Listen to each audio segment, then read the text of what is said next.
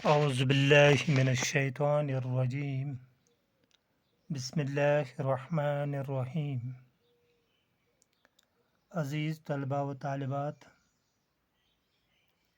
السلام علیکم ورحمۃ اللہ وبرکاتہ۔ آج کا موضوع ہے قصیدہ شہر آشوب کے بقیہ سوالات۔ تو آتے ہیں پہلے سوال پر۔ پہلا سوال ہے، مرزا رفیع سودا نے قصیدہ شہر آشوب میں جن پیشوں کا ذکر کیا ہے ان کی فہرست بنائیے۔ جواب ہے، قصیدہ شہر آشوب میں جن پیشوں کا ذکر سودا نے کیا ہے وہ ہیں تجارت یا سوداگری، شاعری، مدرسی، گھوڑوں کی رکھوالی، مصنوعی خوانی وغیرہ۔ یہ ہیں وہ پیشے جن کا ذکر قصیدہ شہر آشوب میں مرزا محمد رفیع سودا نے کیا ہے۔ اب آتے ہیں دوسرے سوال پر۔ دوسرا سوال ہے، اس نظم میں بہت سے الفاظ ایسے ہیں جن کے معنی اب بدل گئے ہیں یا اب ان کا استعمال نہیں ہوتا ہے،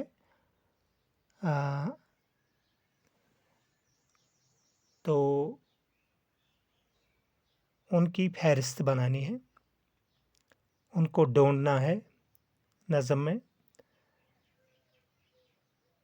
اس قصیدے میں جو الفاظ جو اب استعمال نہیں ہوتے ہیں وہ ہیں تائکن،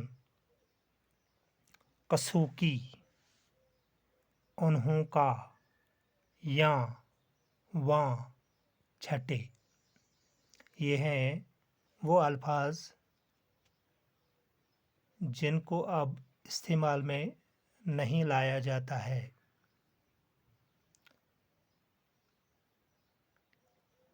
تو اب آتے ہیں سوال نمبر 3 پر۔ سوال نمبر 3 ہے، خلاصہ قصیدہ شہر آشوب۔ قصیدہ شہر آشوب محمد رفیع سودا نے لکھا ہے، جس میں انہوں نے دہلی شہر کے اجڑ جانے پر وہاں مختلف پیشوں سے وابستہ افراد کے مصائب اور رنج و غم کا ذکر کیا ہے۔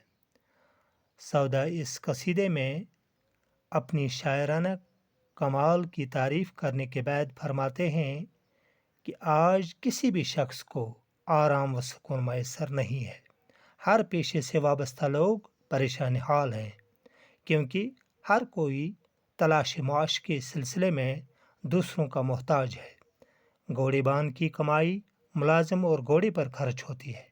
شاعر کو سب لاپرواہی سے سنتے ہیں اور کوئی اس کے درد کو محسوس نہیں کرتا۔ سوداگروں اور تاجروں کو محنت و مشقت کے باوجود بھی کچھ حاصل نہیں ہوتا۔ امام کو تب ہی امامت ملتی ہے اگر اس کو گا گا کر واقعات بیاں کرنا آئے۔ اگر کوئی درویش بن کر کمائی کرتا ہے تو شاعروں کی ملامت سہنی پڑتی ہے۔ استاد کو دن بھر بچوں کو پڑھا کر صرف 2 جاؤ کی روٹیوں اور مسور کی دال پر گزارا کرنا پڑتا ہے اور رات کو گھر کا حساب لکھنا پڑتا ہے۔ دنیا میں خوشحالی، آرام اور مسرت تو بس نام کے لیے ہے۔ ہاں، انسان اگر یہاں نیک کام کرے تو آخرت میں اسے آرام و سکون حاصل ہوتا ہے۔ یہ رہا خلاصہ قصیدہ شہر آشوب کا۔ تو اب آتے ہیں آخری کوشچن پر۔ آخری سوال ہے، شہر آشوب سے کیا مراد ہے؟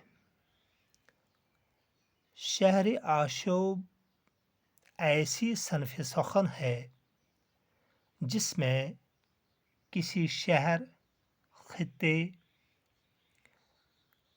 یا ملک کی بربادی یا تباہی کا ذکر نہایت درد مندی کے ساتھ کیا جاتا ہے۔